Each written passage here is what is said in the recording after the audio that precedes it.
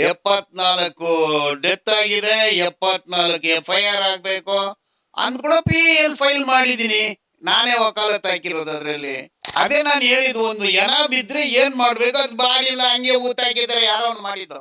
ಕರ್ನಾಟಕದಲ್ಲಿರೋ home minister ಕೈ ಎತ್ಬಿಟ್ಟು ನಮ್ಗೆ ಆಗ್ತಾ ಇಲ್ಲ, ನಮ್ಗೆ ಯೋಗ್ಯತೆ ಇಲ್ಲ ಅಂತ ಹೇಳಿ.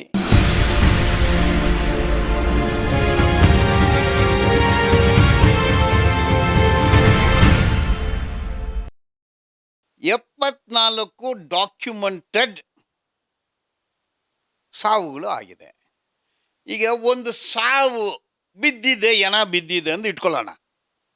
ಅಲ್ಲಿ ಹೆಸರುಗಳೆಲ್ಲ ಹೇಳ್ಬೋದು, ನಾನು ಸದ್ಯಕ್ಕೆ ನಾನು ಹೇಳ್ತಾ ಇಲ್ಲ. ಅದೇ ಲಾಡ್ಜ್ಗಳಲ್ಲಿ ಮಹಿಳೆಯರು ಸ್ಟೇ ಮಾಡ್ತಾರೆ. ಹೌದು, ಡಾಕ್ಯುಮೆಂಟೆಡ್ ಡೆತ್ಸ್, ಒಟ್ಟಾರೆ documented deaths including lodges, in and around Dharmasthala, not outside Dharmasthala. ಇದೆ, ನನ್ನ ಹತ್ರ ಡಾಕ್ಯುಮೆಂಟ್ಸ್ ಇದೆ, ಎಲ್ಲದಕ್ಕೂ ಡಾಕ್ಯುಮೆಂಟ್ಸ್ ಇದೆ. ಒಂದು ಎನ ಬಿದ್ದಿದ್ರೆ ಏನು ಪ್ರೊಸೀಜರು?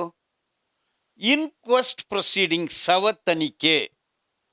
ಅದು ಓಲ್ಡ್ ಕ್ರಿಮಿನಲ್ ಪ್ರೊಸೀಜರ್ ಕೋಡಲ್ಲಿ 1674 ಪ್ರೊಸೀಡಿಂಗ್. ಕರ್ನಾಟಕದಲ್ಲಿ ಶವ ತನಿಖೆ 2004 ರೂಲ್ಸ್ ಇದೆ. ಒಂದು ಎನ ಬಿದ್ದಿದ್ರೆ ಅದನ್ನು ಇನ್ಕ್ವೆಸ್ಟ್ ಪ್ರೊಸೀಡಿಂಗ್ ಮಾಡಬೇಕು, ಪೊಲೀಸರೇ ಮಾಡಬೇಕು, ತಹಶೀಲ್ದಾರ್ ಮಾಡಬೇಕು, ಪೊಲೀಸರು ಫೋಟೋ ತೆಗಿಬೇಕು, ವಿಡಿಯೋಗ್ರಫಿ ಮಾಡಬೇಕು. ವಿಡಿಯೋಗ್ರಫಿ, ಫೋಟೋಗ್ರಫಿ 50 ವರ್ಷದಿಂದ ಇದೆ, ಇಲ್ವಾ? ವಿಡಿಯೋಗ್ರಫಿ ಇನ್ಕ್ವೆಸ್ಟಲ್ಲಿ ನೋಂದಣಿ ಮಾಡಬೇಕು, ಫೋಟೋ ತೆಗಿಬೇಕು, ತಹಸೀಲ್ದಾರ್ನ ಕರಿಬೇಕು, ತಹಸೀಲ್ದಾರ್ ಹೋಗಿ ಇನ್ಕ್ವೆಸ್ಟ್ ಪ್ರೊಸೀಡಿಂಗ್ ನಡೆಸಬೇಕು. ಆ ಎನ ಹೆಂಗಿದೆ, ಗಾಯಗಳೇನಿದೆ ಅದು ಅವ್ರು ನೋಟ್ ಮಾಡಬೇಕು. ಅಲ್ಲಿಂದ ಅವರು ಅದಕ್ಕೆಲ್ಲ form A, form B, form C, form D ಅಂದಿದೆ. ನೆಕ್ಸ್ಟು ಅದು ಡಾಕ್ಟ್ರಿಗೆ ಕಳಿಸ್ಬೇಕು, ಅವ್ರು ಫೋಟೋಗ್ರಫಿ ಮಾಡಬೇಕು, ವಿಡಿಯೋಗ್ರಫಿ ಮಾಡಬೇಕು, ಕಾಸ್ ಆಫ್ ಡೆತ್ ಏನು ಅಂದು ಅವರು ಹೇಳಬೇಕು.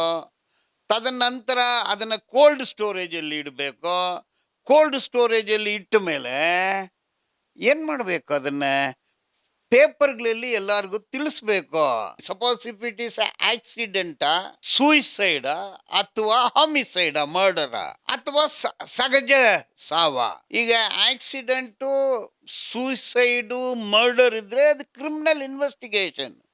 ಸೂಸೈಡ್ ಅಂದರೆ ಅವ್ರಿಗೆ ಮೋಟಿವೇಟ್ ಮಾಡಿದ್ದಾರೆ, ಯಾವ ಕಾರಣದಿಂದ ಸೂಸೈಡ್ ಮಾಡಿಕೊಂಡ್ರು, FIR ಆಗಬೇಕು. ಆಕ್ಸಿಡೆಂಟ್ ಅಂದರೆ ಯಾರು ಆಕ್ಸಿಡೆಂಟ್ ಮಾಡಿದ್ದು,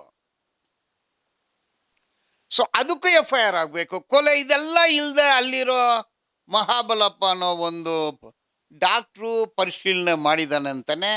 ಅವನು ಗೌರ್ಮೆಂಟ್ ಡಾಕ್ಟ್ರೇ ಅಲ್ಲ, ಖಾಸಗಿ ಮನುಷ್ಯ ಹೆಂಗೆ ಮಾಡೋಕ್ಕಾಗುತ್ತೆ? ಸೊ ಇಷ್ಟು ವಿಷಯಗಳು, ಇದನ್ನು ತನಿಖೆ 74 ಡೆತ್ SITಗೆ ಗೊತ್ತು. ನನಗೆ ಗೊತ್ತಿದೆ, ಬೆಂಗಳೂರಲ್ಲಿ ಇದ್ದೀನಿ, ಡಾಕ್ಯುಮೆಂಟ್ ಇದೆ ನನ್ನ ಹತ್ರ. ಡಾಕ್ಯುಮೆಂಟ್ ಇಟ್ಕೊಂಡು ಏನು ಪೂಜೆ ಮಾಡೋದ? PAL ಕೂಡ ಬಿದ್ದಿದೆ, ಫೈಲ್ ಮಾಡಿದ್ವಿ. 74 ಡೆತ್ ಆಗಿದೆ, 74 FIR ಆಗಬೇಕು ಅಂದ್ ಕೂಡ PAL ಫೈಲ್ ಮಾಡಿದ್ದೀನಿ, ನಾನೇ ವಕಾಲತ್ ಹಾಕಿರೋದು ಅದರಲ್ಲಿ. ಸೊ ಇಷ್ಟು ವಿಷಯ ಅಂದರೆ ಇಡೀ ಪ್ರಪಂಚದಲ್ಲಿ ಇಂಥ ಒಂದು ಘಟನೆ ಎಲ್ಲಿ ನಡೆದಿಲ್ಲ. ಇಷ್ಟೊಂದು ಸಾವಾಗಿಲ್ಲ. ಈ ಸಾವಿಗೆ ಕಾರಣರು ಯಾರು? ಅವ್ರಿಗೆ ಇದುವರೆಗೆ ನೋಟಿಸ್ ಕೊಟ್ಟಿಲ್ಲ. ಯಾರಾಗ್ಲೂ ಕಾರಣರು ಇರಬೇಕಲ್ಲ, ಯಾರಿಗೂ ನೋಟಿಸ್ ಕೊಟ್ಟಿಲ್ಲ. ಯಾರಿಗೆ ನೋಟಿಸ್ ಕೊಡಬೇಕು ಅಂತೇಳಿ ನಿಮ್ಮ ಪ್ರಕಾರ? ನಾನು ಮೊದಲು ABCD ಅಂದೆ. ಎ ಅನ್ನೋದು ಚಿನ್ನಯ್ಯ. ಚಿನ್ನಯ್ಯ ಆಕಾಶದಿಂದ ಬಂದ, ಅವನ ಎಂಪ್ಲಾಯಿ, ಕೆಲಸ ಮಾಡ್ತಿದ್ದ. ಅವನ ಮಾಲೀಕರು ಯಾರು? ಎಣೆಗಳನ್ನ ಊತ ಹಾಕುವ ಕೆಲಸ ಅವನಿಗೆ ಕೊಟ್ಟಿದ್ದು ಯಾರು? ಅವನು ಊತ ಹಾಕಿದ್ನಾ ಇಲ್ವಾ? ಸೂಪರ್ವೈಸರ್ ಅನ್ನೋ ಹೆಸರು ಹೇಳ್ತಾನೆ. ಸೂಪರ್ವೈಸರ್ಗೆ ಆ ಅಧಿಕಾರ ಯಾರು ಕೊಟ್ಟಿದ್ದು? ಯಾರು ಅವನ ಎಂಪ್ಲಾಯರ್? ಯಾರು ಅವನಿಗೆ ಸಂಬಳ ಕೊಡೋನು ಯಾರು? ಮತ್ತೆ ಎಣೆಗಳನ್ನ ಅದನ್ನು ಅಪಹರಣ ಮಾಡಿದ್ದು ಯಾರು?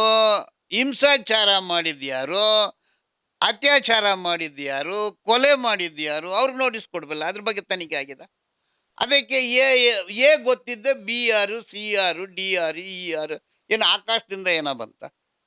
ಆ ತನಿಖೆ ಯಾಕೆ ಮಾಡಿಲ್ಲ? ಭೀಮಾ ಮುಸುಕದಾರಿ 23/8/2025 ಅವನು ಕರೆಕ್ಟಾಗಿ ಹೋಗ್ತಿದ್ದ. ತದನಂತರ ಬಲ್ಟಿ ಹೊಡೆದಿದ್ದಾನೆ. ಇವನ್ ಜೈಲಿಗೆ ಹೋದ್ಮೇಲೆ ಇನ್ನೊಂದು ಹೇಳಿಕೆ ಕೊಟ್ಟಿದ್ದಾನೆ, ತಪ್ಪೊಪ್ಪಿಗೆ ಸ್ಟೇಟ್ಮೆಂಟ್, ಕನ್ಫೆಷನಲ್ ಸ್ಟೇಟ್ಮೆಂಟ್. ಈ ಮಧ್ಯದಲ್ಲಿ ಇವನ್ನ ಯಾರು ನೋಡಿದ್ದು? ಇವನಿಗೆ ಇಂಟರ್ವ್ಯೂ ಯಾರು ಹಾಕಿದ್ದು? ಯಾರು ಇವನ್ನ ಇದನ್ನು ಕೊಡಿ ಅಂತ ಹೇಳಿದ್ದು? ಅವನಿಗೆ ಹೆಂಗ್ ಗೊತ್ತು ಇನ್ನೊಂದು ಸತಿ ಕೊಡ್ಬೋದು ಅನ್ನೋದು? ಅಂದ್ರೆ ಮೊದಲು ಒಬ್ಬರ ಜೊತೆ ಇರ್ತಾನೆ, ನೆಕ್ಸ್ಟ್ ಇನ್ನೊಬ್ಬರ ಜೊತೆ ಅವನಿಗೆ ಸಂಪರ್ಕ ಸಿಗುತ್ತೆ, ಮೂರನೇವ್ರ ಹತ್ರ ಸಂಪರ್ಕ ಸಿಗುತ್ತೆ, ನಾಲ್ಕನೇ ಅವ್ರಿಗೆ ಸಂಪರ್ಕ ಸಿಗುತ್ತೆ. ಅಷ್ಟುವರೆಗೆ FIR ಆಯಿತು. 23/8/2025 ನಂತರ ಬೇರೆಯವರು ಸಂಪರ್ಕ ಸಿಗದೆ ಯಾರವರು? ಅವನ್ನ ಭೇಟಿ ಮಾಡಿದ್ಯಾರು? ಅದು ನೀವು ಜೈಲಲ್ಲಿ ಹೋಗಿ ಅವನು ಯಾರೆಲ್ಲ ಬಂದು ಎಂಟ್ರಿ ಹಾಕಿದ್ದಾರೆ ಅಂತ ನೋಡಬೇಕು. 2 ಎಂತಿಯರು ಅವನಿಗೆ. ಎಷ್ಟು ಈಗ ಈ ದೂರು ಕೊಡೋಕ್ಕೆ ಮೊದಲು ಏನೋ ಒಂದು ಬ್ಯಾಂಕ್ ಬ್ಯಾಲೆನ್ಸು, ಕೊಟ್ಟ ನಂತರ ಎಷ್ಟು, ಜೈಲಿಗೆ ಹೋದ ನಂತರ ಎಷ್ಟು, ಈಗ ಯಾಕೆ ಯಾರೇ ಲಾಯರ್ ಇಲ್ಲ ಅವನಿಗೆ? ಅಂದರೆ ಇಷ್ಟೊಂದು ದೊಡ್ಡ ಇಶ್ಯೂ ಇದು. ಈಗ 71 ಪ್ರಕರಣಕ್ಕೆ ಸಂಬಂಧಪಟ್ಟ ಹಾಗೆ PL ಹಾಕಿದ್ರಿ, 74 ಪ್ರಕರಣಕ್ಕೆ ಸಂಬಂಧಪಟ್ಟಾಗೆ PL ಹಾಕಿದ್ರಿ ಅಂತ ಹೇಳಿದ್ರಿ. ಸೊ ಇದರಲ್ಲಿ ನೀವು ಹೇಳಿದ ಪ್ರಕಾರ ಅಲ್ಲಿ ಕೋಲ್ಡ್ ಸ್ಟೋರೇಜ್ ಅಲ್ಲಿ ಇಲ್ಲಿಲ್ಲ, ಎವಿಡೆನ್ಸ್ ಅನ್ನು ಕಲೆಕ್ಟ್ ಮಾಡಿಲ್ಲ, ಈ ರೀತಿಯಾಗಿ ಇರುವಂತದ್ದು ಹೇಗೆ ಅಂತ ಹೇಳಿ ನೋಡಿ. ನಾವು 2025 ಇದ್ವಿ. ಪ್ರತಿಯೊಂದು ಟೆಕ್ನಿಕಲ್ ಎವಿಡೆನ್ಸ್ ಇದೆ. ಅದು ಹೆಂಗೆ ತನಿಖೆ ಮಾಡಬೇಕು ಅಂದು ಸುಮಾರು ಪ್ರೆಸಿಡೆಂಟ್ ಇದೆ, ಪ್ರೊಸೀಜರ್ಸ್ ಇದೆ. ಏನು ಸುಮ್ಮನೆ ಏನೋ ಬರೆದ್ಬಿಟ್ರೆ ಆಗುತ್ತಾ ಕೋರ್ಟಲ್ಲಿ? Documented unnatural death 74. ಡಾಕ್ಯುಮೆಂಟೆಡ್, ಹೆಸರು ಗೊತ್ತು, ಜಾಗ ಗೊತ್ತು, ವರ್ಷ ಗೊತ್ತು, ಏನು ಬಂದ್ರು ಇದೆಲ್ಲ ಡಾಕ್ಯುಮೆಂಟೆಡ್. ಪ್ರೊಸೀಜರೇ ಮಾಡಿಲ್ಲ. ಅದೇ ನಾನು ಹೇಳಿದ್ದು, ಒಂದು ಎನ ಬಿದ್ದರೆ ಏನು ಮಾಡಬೇಕು ಅದು ಬಾಡಿಲ್ಲ, ಹಂಗೆ ಊತಾಕಿದ್ದಾರೆ, ಯಾರೋ ಒಂದು ಮಾಡಿದ್ದು. ಒಂದು ಲಾಡ್ಜಲ್ಲಿ ಒಬ್ಬರು ಬಂದು ಸೇರ್ತಾರೆ, ಅಡ್ರೆಸ್ ಕೊಡ್ತಾನೆ ಸೇರ್ತಾರೆ. ಅವ್ರದ್ದು ಎನ ಬಿದ್ದಿದೆ, ತನಿಖೆ ಯಾಕೆ ಮಾಡಿಲ್ಲ? ಊತ ಹಾಕಿದ್ದು ಯಾರು? 1 to 1 ಲಿಂಕ್ ಆಗುತ್ತೆ, ಯಾಕೆ ಆಗೋದಿಲ್ಲ? ಅದಕ್ಕೆ ಪೊಲೀಸ್ ಡಿಪಾರ್ಟ್ಮೆಂಟ್ ಇದೆ, ಗೃಹ ಮಂತ್ರಿ ಇದ್ದಾರೆ, ಕಾನೂನಿನ ವ್ಯವಸ್ಥೆ ಇದೆ, FSL ಇದೆ. ಇಷ್ಟೊಂದು ಇಟ್ಕೊಂಡು ಮಾಡಿಲ್ಲ ಅಂದ್ರೆ ಮತ್ತೆ ಇನ್ನೂ ಇರೋದು ಏನಕ್ಕೆ? ಶೋ ಪೀಸ್ ಅದು. SITಯನ್ನೇ ರಚನೆ ಮಾಡಿ ಅದನ್ನೊಂದು ಸ್ಟೇಷನ್ ಆಗಿ ಮಾಡಿ ಅಲ್ಲಿ ಇರುವಂತ ಯಾವುದನ್ನು ಮಾಡದೆ ಬರೀ 39/2025 ಅಲ್ಲಿ ಮಾಡ್ತಾ ಇದ್ದಾರೆ ಅಂತ ಹೇಳಿದ್ರೆ ಏನ್ ಹೇಳ್ಬೇಕು ಈಗ ಇದಕ್ಕೆ? ಹಾಗಾದ್ರೆ ನಾನು ಎಲ್ಲ ಇಷ್ಟೊತ್ತು ಹೇಳಿದ್ದೇನೋ, ಇದೆಲ್ಲ ಆಗಿದೆ. ನಾನು ಹೇಳಿದೆ ಕುದುರೆ ಮುಂದೆ ಹೋಗ್ತಿತ್ತು, ಕುದುರೆ ಹಿಂದೆ ಬಂತಂದು. ಹಿಂದೆ ತಂದಿದ್ದು ಯಾರು? ಈಗ ಯಾರು ಆದೇಶ ಮಾಡಿದ್ದು? ಯಾರು ಮಾಡಿದ್ದು? ಹೋಮ್ ಮಿನಿಸ್ಟ್ರಿ ಯಾರು ಇದಕ್ಕೆ ಚೀಫ್? ಹೋಮ್ ಮಿನಿಸ್ಟ್ರಿ ಏನು ಮಾಡ್ತಾ ಇದ್ದಾರೆ? ಅದಕ್ಕೆ ಮೇಲೆ ಡೆಪ್ಯೂಟಿ ಚೀಫ್ ಮಿನಿಸ್ಟರ್ ಇದ್ದಾರೆ, ಅದಕ್ಕೆ ಮೇಲೆ ಚೀಫ್ ಮಿನಿಸ್ಟರ್ ಇದ್ದಾರೆ, DIG ಇದ್ದಾರೆ, ಎಕ್ಸ್ಪರ್ಟ್ಗಳಿದ್ದಾರೆ, ಪ್ರಾಸಿಕ್ಯೂಷನ್ ಡಿಪಾರ್ಟ್ಮೆಂಟ್ ಇದೆ, ಅದಕ್ಕೆ ಡೈರೆಕ್ಟರ್ಸ್ ಇದ್ದಾರೆ. ಇದು ಯೂಜ್ ಒಂದು 7 ಕೋಟಿ ಜನರ ಸ್ಟೇಟ್ ಇದು. ಇದಕ್ಕೆ ಮೇಲೆ ಸೆಂಟ್ರಲ್ ಗೌರ್ಮೆಂಟ್ ಇದೆ.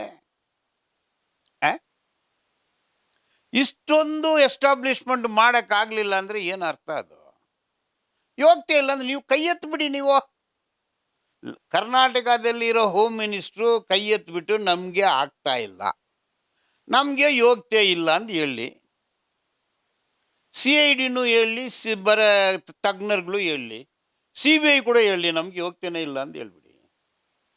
You have to accept.